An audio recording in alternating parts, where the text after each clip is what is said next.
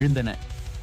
அமரேஷ் பிரசாதின் இறப்புக்கு பிறகு 1000த்திற்கும் மேற்பட்ட புலம்பெயர்ந்த தொழிலாளர்கள் ஒன்று கூடினர். இழப்பீடு தர வேண்டும், பாதுகாப்பு ஏற்பாடுகள் செய்ய வேண்டும் என்று கோரிக்கைகள் வைக்கப்பட்டது. போராட்டம் ஆரம்பத்தில் அமைதியாக இருந்தாலும் கூட்டத்தின் அளவு பெருகியதால் சூழ்நிலை கட்டுக்குள் இல்லாமல் போனது. வேலைக்கு வந்திருந்த பல தொழிலாளர்களும் போராட்டத்தில் கலந்து கொண்டதால் அந்த தொழிற்பேட்டை பகுதி முற்றிலும் செயலிழந்தது. மக்கள் கூடுவதால் அந்த பகுதியில் இருந்த சாதாரண குடியிருப்புகளும் பதற்றத்தில் ஆழ்ந்தன. நிலைமை மேலும் மோசமாகவும் முன்பு போலீசார் சம்பவ இடத்துக்கு வந்தனர்.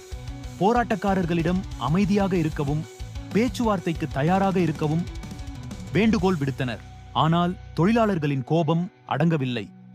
சிலர், எங்கள் நண்பன் இறந்துவிட்டார், ஆனால் யாருக்கும் கவலை இல்லை என்று சத்தமாக கூறினர். இதே நேரத்தில் போலீசாருடன் சிறிய தள்ளுமுள்ளு ஏற்பட்டது. ஒரு கட்டத்தில் தொழிலாளர்கள் போலீசாரின் மீது கற்களை வீச ஆரம்பித்தனர். கல்வீச்சில் துணை ஆணையர் உட்பட 20க்கும் மேற்பட்ட போலீசார் காயமடைந்தனர். சம்பவத்தை நேரடியாக படம் பிடித்த 4 பத்திரிகையாளர்களும் காயமடைந்தனர்.